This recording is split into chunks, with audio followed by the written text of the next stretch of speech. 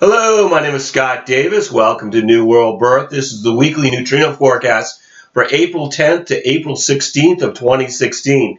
And on April 10th, we have the sun. You can see it denoted here by this black circle with a dot in it. It's in Aries. It's also in the 51st hexagram. And on the outside of the wheel, we have the chop mark for the 51st hexagram. Numbered from bottom to top, the 51 goes yang, yin, yin, yang, yin, yin. And then the 51st hexagram is mapped to an opening in an energy channel called a gate. And right here, this is the 51st gate of shock, the arousing, the ability to respond to disorder and shock through recognition and adaptation, located in the heart center, in an individual energy path in the centering circuit called the channel of initiation, a design of needing to be first, that connects to its harmonic. The 25th gate of the spirit of the self, the innocence, the perfection of action through uncontrived and spontaneous nature. And I found human design to be amazingly accurate in describing the person, and I use it as my primary tool when I provide readings. And we have the following activated gates on April 10th. The sun is in the 51st gate with the earth in the 57th gate. The north node is in the 47th gate with the south node in the 22nd gate. Mercury is in the 27th gate. Venus is in the 17th gate. Mars is in the 9th gate. Jupiter is retrograde in the 64th gate. Saturn is also retrograde, and it is in the 5th gate. Uranus is in the 51st gate along with the sun. Neptune is in the 37th gate, and Pluto is in the 54th gate. So obviously not every gate activation forms a channel, but this information can be very helpful if you know your own human design chart, because some of these transits will form channels with potentials in your personal body graph. And we begin the week with one channel definition due to the transit field. With Jupiter in the 64th gate and the North Node in the 47th gate, we have the channel of abstraction, design of mental activity mixed with clarity. It'll be with us until June 7th. This is the energy of this channel is about creating something new out of something old. This is about abstract thought being brought into the collective consciousness through the arts, philosophy, history, and culture. It's really wonderful energy for telling stories about our experiences that inspire others, but it can bring confusion when used to resolve our own issues. The defined head center can influence folks to feel pressure to think about things that don't matter. And the defined ajna center can influence people to believe that they're certain of something even when they are not. So the 10th begins with the sun in the 6th line of the 51st hexagram. And the sun is exalted in the 51-6 as separation, exalted in times of crisis when those around are confused and in disorder, the ability not to succumb to the panic, but to have the will and vitality to survive alone, the power of the ego to meet challenges alone. Later on the 10th, the sun then moves out of the 51st hexagram, leaving behind Uranus, and it moves into the 42nd hexagram and gate, and the Earth moves from the 57 to the 32, creating this definition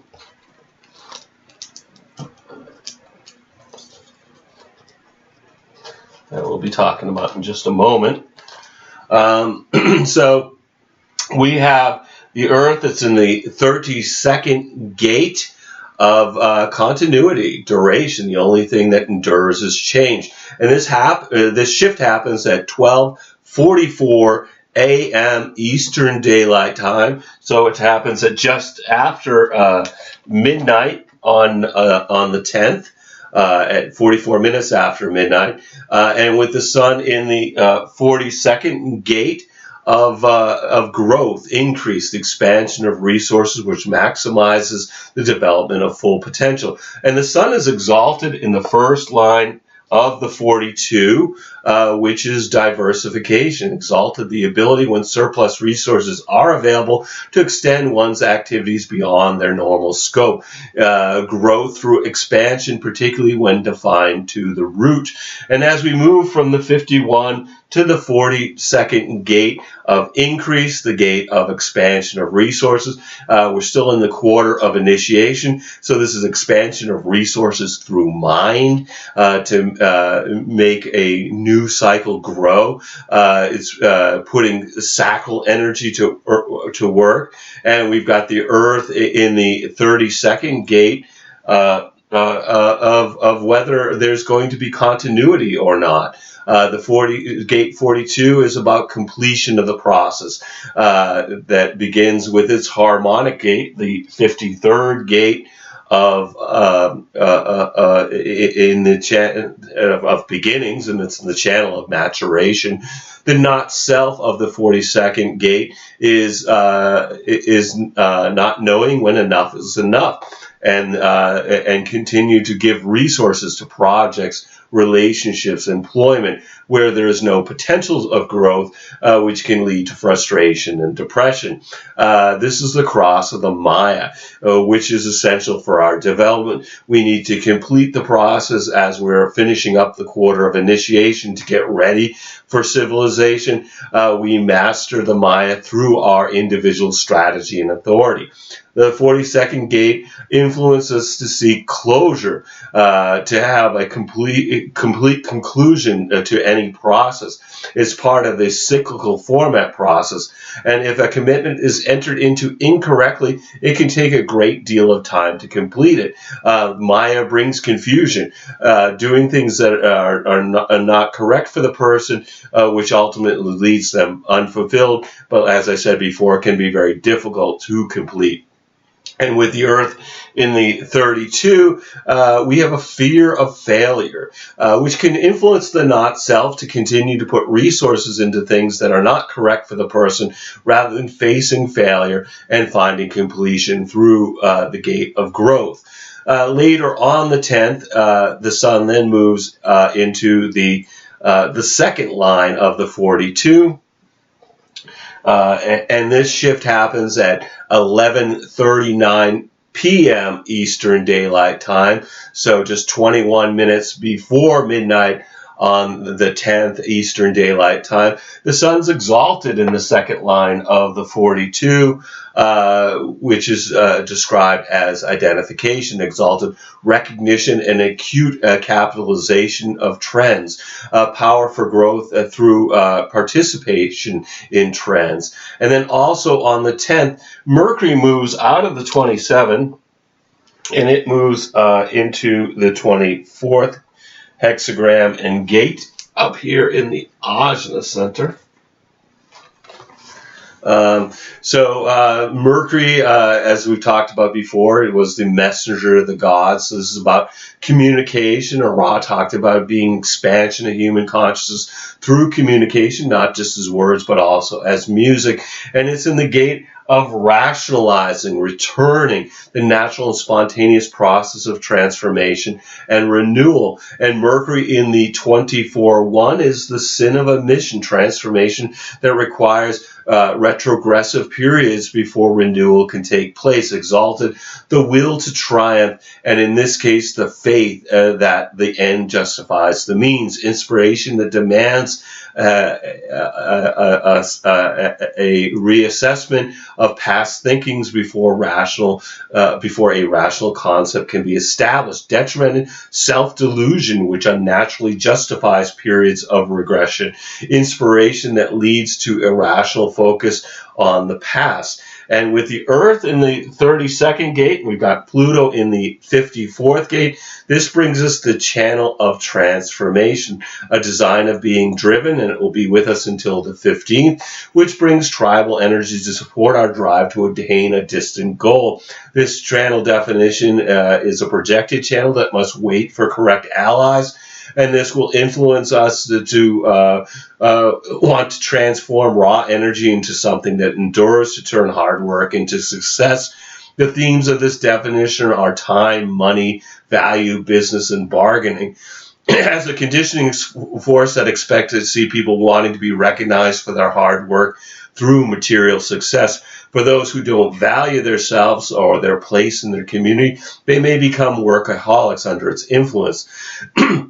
The defined splenic center brings intuition and well-being, and Ra warned that non-splenic people may let go of something that is good for them during a transit defining the splenic center. And then for those without a defined root, this transit definition brings pressure, which may have folks in a hurry to get things done to release their stress. On the 11th, the sun then moves into the third line of the 42nd hexagram at 10:35 p.m. Eastern Daylight Time.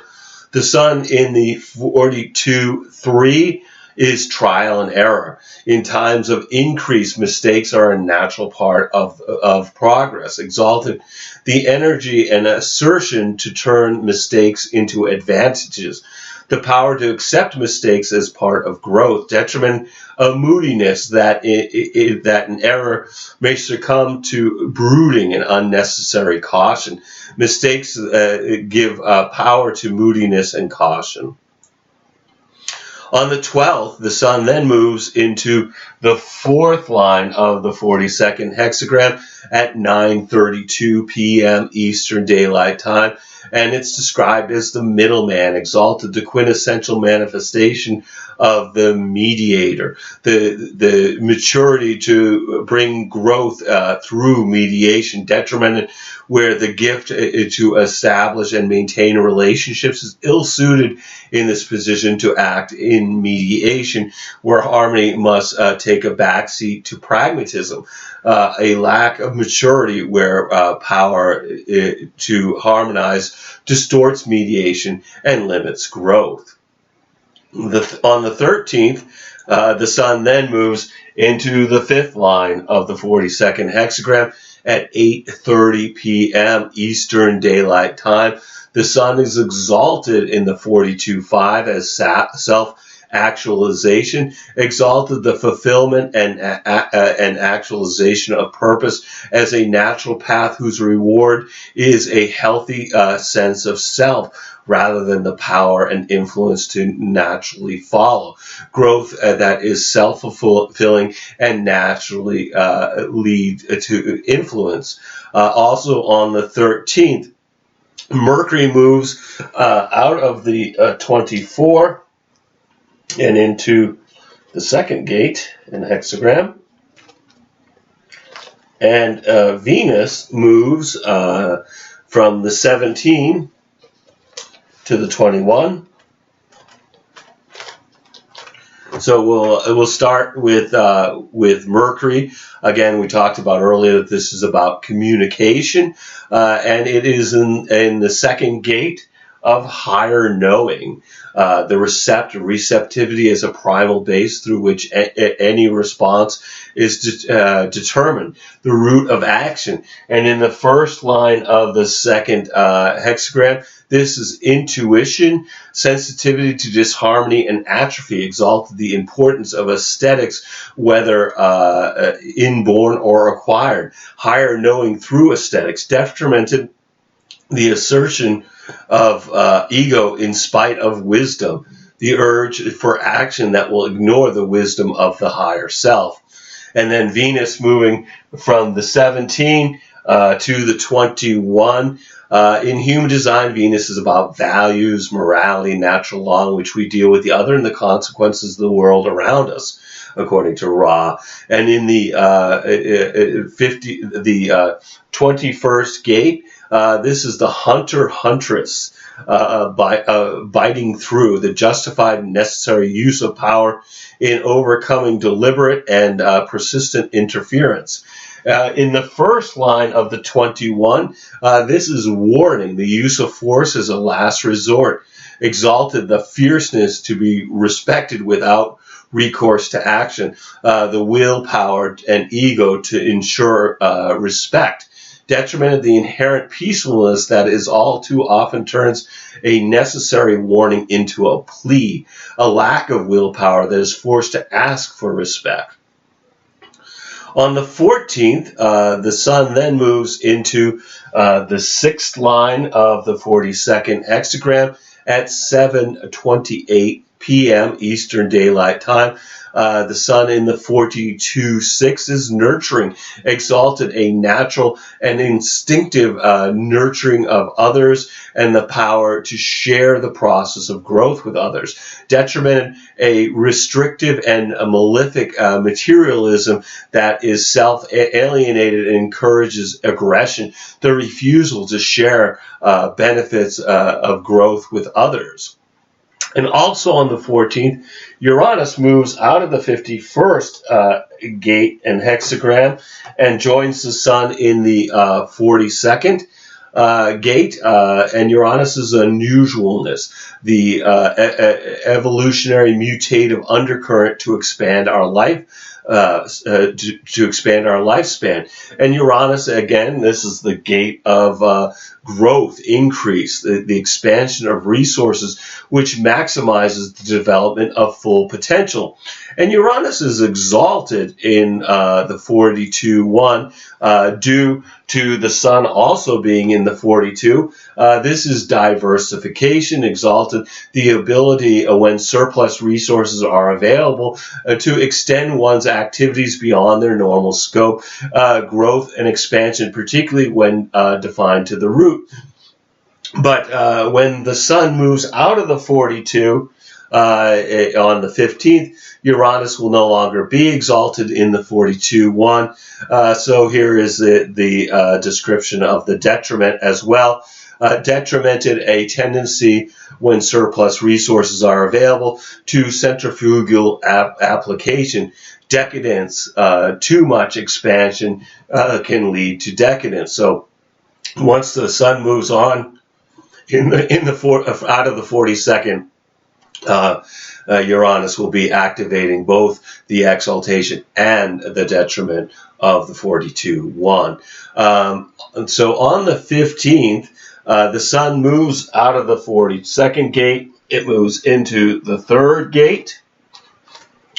And with this, we have the Earth moving out of the 32nd gate and into the 50th gate. So this definition is no longer there. So we have the Earth is in the 50th gate of values, the cauldron, the value of historical continuity, whose traditional values serve and enrich the present and the future. This shift happens at 6:27 p.m. Eastern Daylight Time, with the sun in the 3rd gate of ordering, difficulty at the beginning, the fundamental challenge of initiation to transcend confusion and establish order. And the sun in the 1st line of the 3rd gate, this is synthesis. Difficulties can only be overcome when all pertinent factors have been analyzed. Exalted, the understanding that confusion is natural and must always exist before clarity can be achieved. The innate knowing that order will emerge from confusion. Detrimented, the reliance on intellect at the expense of intuition can lead to unnecessary frustration. The ability to know that order will emerge and the drive to find its knowing elsewhere. So as we move from the 42nd gate to the 3rd gate, we enter into the gate of ordering, difficulty at the beginning. The start of life is difficult. It's difficult to be born, and its harmonic gate, the 60, is a root center gate that's under incredible pressure and stress. The 60 is limitation. This is the gate of death. To be alive is to eventually die. The 3rd gate is a sacral gate that responds to life. It's individual, and thus it's about empowerment.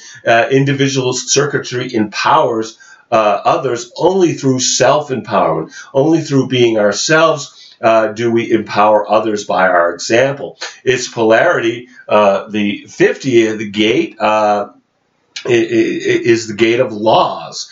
So what are the laws that help us to stay alive? This is the cross of laws, which is deeply mutative, with the three sacral format, individual energy, which brings melancholy, frustration, and even depression to the not-self mind. This is potentially very creative in creating rules and laws, as if creating art. The 50 is tribal, so the rules are regarding how we deal with the other and within a society. The third gate is about fulfillment of mutation. And the 50 grounds the third in its laws that are essential for the tribe, and particularly the protection of the young. And of course, over time, laws change, they mutate under the influence of the individual, and the three begins the process with difficulty. And then on the 16th, the sun then moves into the second line of the third hexagram at 5:28 p.m. Eastern Daylight Time. The sun in the second line of the third hexagram is described as immaturity, the unrestrained acceptance of guidance, exalted. The unrelenting energy for growth will eventually triumph. The energy potential for individual mutation, detrimented internal instability with which both accepts and rejects authority simultaneously. Energy and the potential that is conditioned by others leading to instability. So anyway, thank you for checking out New World Birth. The next segment of the weekly neutrino forecast will be for April 17th of 2016. Should be available on the 16th, when we'll continue to look at the influence of the heavenly bodies as they transit the sky and the hexagrams of the I Ching. You can check us out on Facebook, Blogger, or YouTube, as there's New World Birth presences in all of those places. And I encourage you to share this information as videos or as text as widely as you choose, and invite you to contact me at newworldbirth@yahoo.com if you've got any questions or you wish to schedule a reading. And if you've been thinking about getting a reading, please contact me. I would love to provide you a reading during these uncertain times. You'll need to be able to either call me in Maine in the USA, or we can connect with Skype to receive your reading. We're also accepting donations to keep these reports freely available. And again, you can email me at newworldbirth@yahoo.com to find out how to make a donation. Or you can get a reading, which supports us here and also gives you something of great value for yourself. Excuse me. As always, I'm blessed that you've taken the time to connect with my passion for these ancient mysteries and their synthesis and its application to our journey during this incarnation. The light in me honors the light in you. Namaste. In Lakesh, and as Ra would say, love yourself. All my best to everybody, and look forward to connecting with you in the future.